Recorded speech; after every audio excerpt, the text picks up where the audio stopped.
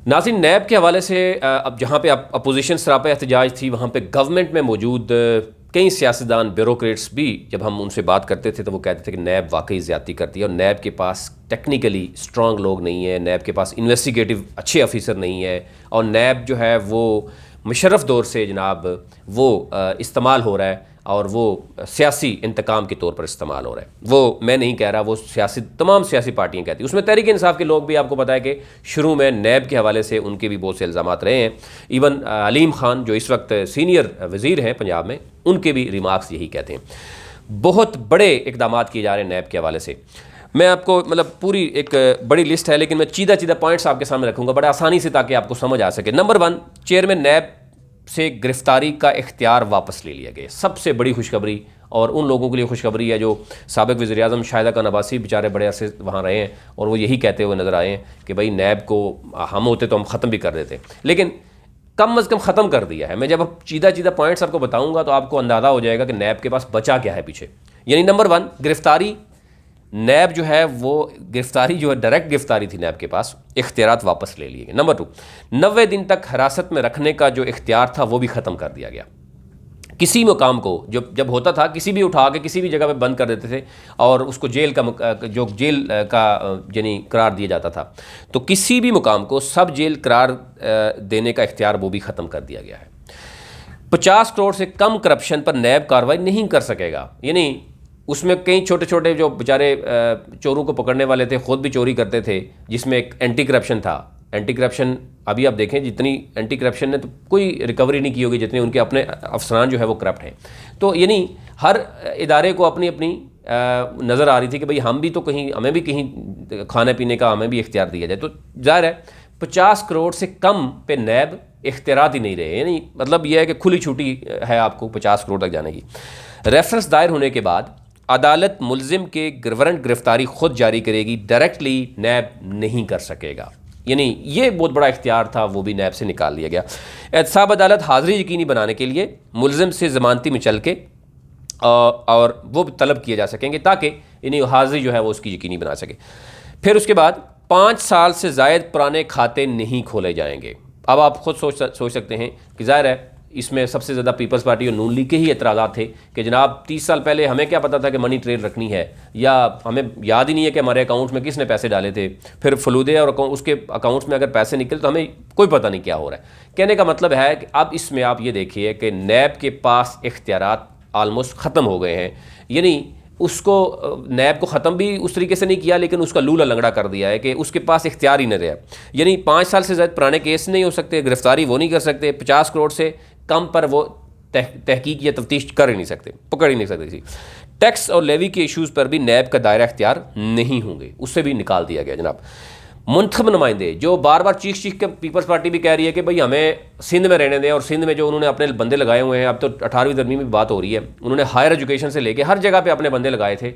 Health का budget आप देख लें कि अरबों रुपये लग गए, लेकिन ग्राउंड पे कुछ नज़र नहीं आ रहा। अब उनके लिए एक और खुशखबरी है कि मुंतखब नुमाइंदे जिस सूबे के होंगे वहाँ ही उनका एहतसाब होगा, और उसमें आपको पता है कि बलूचिस्तान में और सिंध में जो कुछ पहले भी होता रहा है और आगे भी होगा, हम उम्मीद रखते हैं कि ऐसा नहीं होना चाहिए, लेकिन एटलीस्ट उनकी ख्वाहिश पूरी हो गई।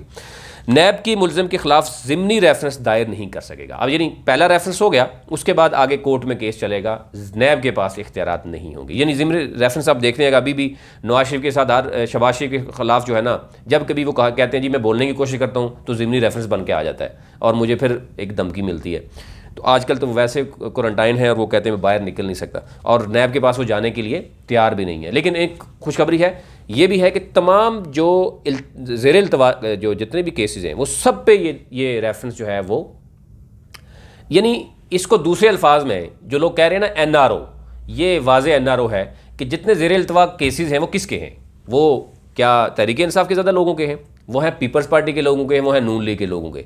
ये तमाम तर जो एक रेफरेंस आ रहा है, ऑर्डिनेंस आ रहा है, ये ज़ेर इल्तवा जितने भी केसेस हैं उन पर भी लागू होगा, फ़ौरन लागू होगा।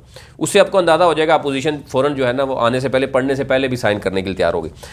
अच्छा जी, मुंतखब नुमाइंदों का ट्रायल उनके सूबों में होगा, यानी वो सूबे से बाहर नहीं जाएंगे। अब क्या मुजाल है चीफ़ मिनिस्टर हो और उसके बाद एक नैब का छोटा सा अफसर हो, वो चीफ़ मिनिस्टर को तो नहीं बुला सकता, या जिसकी उसको एक टैक्स भी चला जाएगा भाई पहली बात है कि उसी सूबे में होगा और उसी ने उस सूबे में रहना भी है।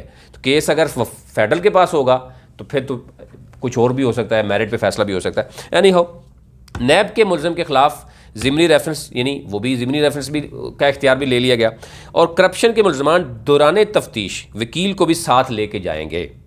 ये जो शाहिदा खान अब्बासी और मुख्तलिफ क्या कहते हैं उसको, बरादरान जो लाहौर के, वो भी जाते थे, वो कहते थे जी हमें वकील जाने की इजाज़त नहीं दे रहे ख्वाजा बरादरान। अब यानी वकील भी आप पहले दिन से ही साथ लेके चले जाएँ। अगर आपने कोई करप्शन की भी है तो वकील को ज़रा समझा देंगे, तो कुछ उसको दे दें और कुछ मुतलका इदारों को दे दें और प्ली बार्गेन कर लें और चुप करके आएंगे। नैब किसी गुमनाम शिकायत पर कार्रवाई नहीं करेगा। ये जो पहले होता था ना कि भाई हमारे पास सबूत आ जाएं और कुछ भी हो जाएगा, अब आप जो कोई भी शख्स यानी किसी के ख़िलाफ़, अगर एक सरकारी मुलाजम है वो कैसे किसी के ख़िलाफ़ जाएगा जब उसको पता होगा कि मैंने भी आगे नौकरी करनी है, जॉब करनी है, तो कैसे करेगा।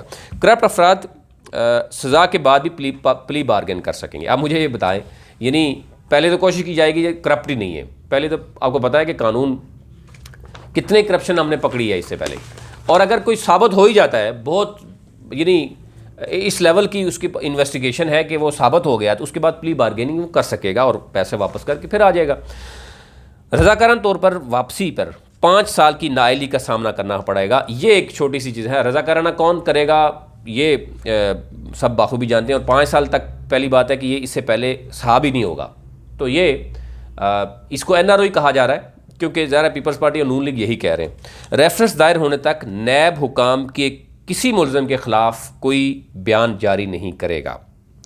ये भी बहुत बड़ी कंप्लेंट थी पीपल्स पार्टी और नून लीग की कि भाई एक रेफरेंस अभी बहुत दूर है, एक नोटिस लिया जाता है जनाब कि फ़लानी चीज़ का नोटिस नैब चेयरमैन ने लिया और पूरे मीडिया में, इलेक्ट्रॉनिक प्रिंट मीडिया में उसकी जग हसाई होती थी, उसकी इज़्ज़त के नफ्स के साथ खेला जाता था।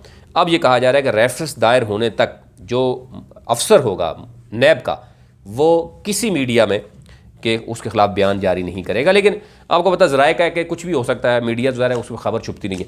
मीडिया पर बयान देने वाले नैब अफसर को 1 साल तक कैद और 1 लाख जुर्माना भी होगा अगर वो ऐसा करेगा।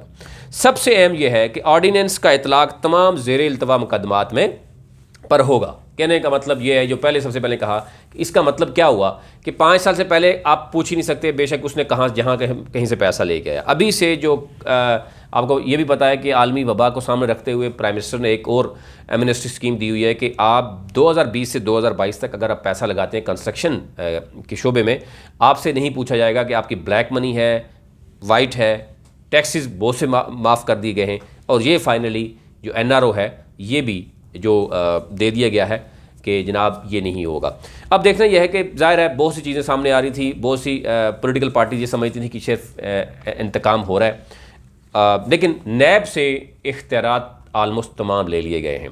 अब एक डिमांड ये भी की जा रही है कि नैब के जितने भी अफसरान हैं ज़रा उनकी भी उन पर भी JIT बनाई जाए, उनको भी चेक किया जाए कि वो इस दौरान जब से नैब एक्टिव रहा है उस दौरान उनके एहसास कितने बने हैं, और वो जो प्ली बार्गेन और बाकी मामला थे उसमें क्या रहा है। ज़रा एक बहुत बड़ा ये एक पैकेज है, एक NRO है उन लोगों के लिए जो ये डिमांड करते हुए नज़र आते थे। आज के लिए इतना ही, कल किसी और स्टोरी के साथ मैं आपकी खिदमत दोबारा जनाब हाज़िर होंगे।